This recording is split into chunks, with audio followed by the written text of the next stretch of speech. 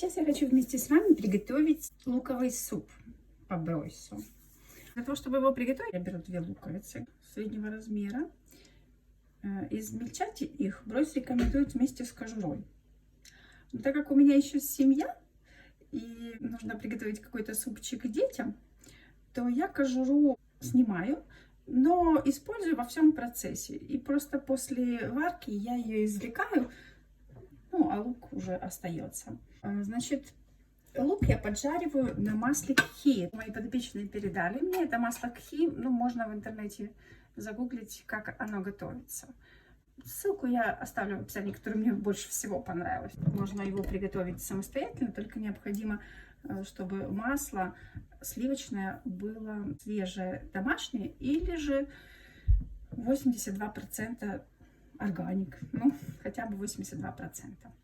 В сам бульон могу добавить зелени, помидоры, капусту, чесночок. Вот я даже поставила настаиваться чечевицу красную. Могу фасоль, маш, что-то бобовое. Чаще всего я замачиваю заранее, добавляю в этот суп.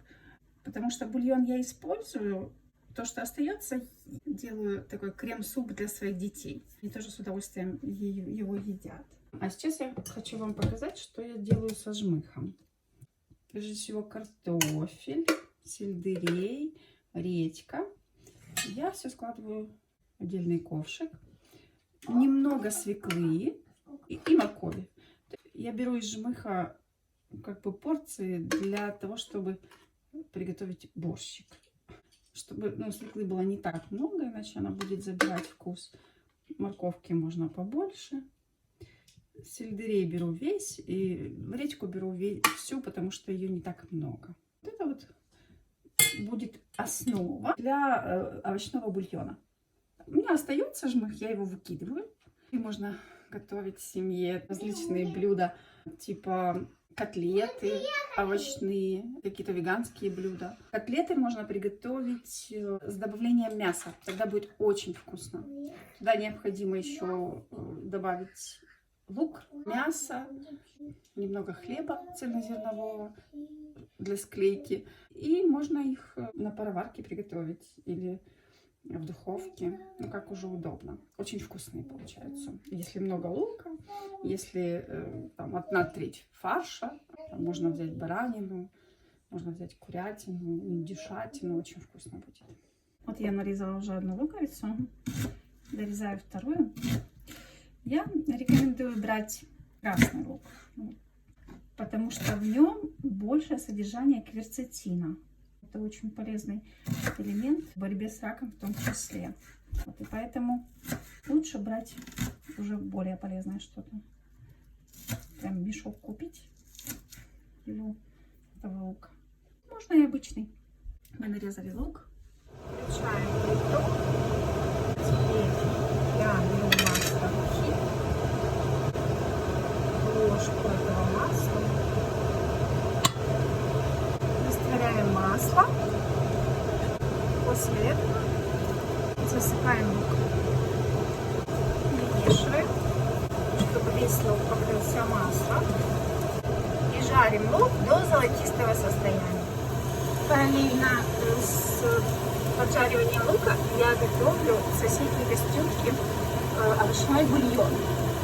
Я беру этот жмых, который из сока, заливаю водой, добавляю имеющиеся овощи. Лучше, конечно, брокколи, цветную капусту. Вообще все виды капусты должны присутствовать в этом овощном бульоне. Беру зелень, я даже не разрезаю. Помидорку могу там на 4 части. Чеснок в кожуре. Помешаем наш лучок. Очень хорошо добавить шпинат, петрушка. Много различных петрушки. У меня петрушки такой нет, но есть сушеная петрушка. Сушеная. Можно, в принципе, ложку сушеной петрушки добавить. Я в него вот кидаю всю эту шкурку, потом ее просто легко вытащить, чем со сковородки. Так, добавляю немного чечевицы замоченной. Лук я поджарила. и добавила воды.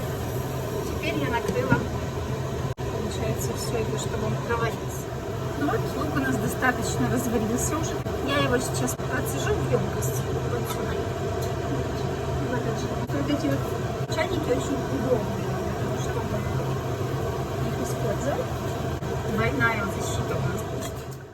Вот, я процедила луковый суп, добавила туда бульон.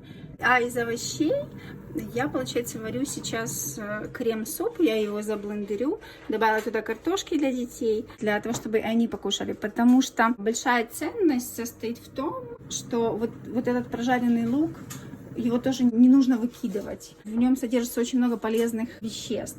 И мне бы хотелось, чтобы моя семья съедала эти полезные вещества, чтобы они не пропадали. Потому что даже Бройс рекомендовал это съедать. Его жена, которая готовила ему этот суп, то она съедала этот лук, я так понимаю, может быть, вместе с овощами. И она была излечена от неизлечимой болезни, которую даже Бройс не мог излечить у нее, благодаря вот этому луку. Поэтому я готовлю суп для детей. Посмотрим, как они сегодня будут его есть. Он каждый раз получается чуть-чуть по-разному, в зависимости от того, каких овощей мы туда добавили. Ну, если что, можно томатом хорошо все как бы сгладить, скажем так. Вот такой вот рецепт.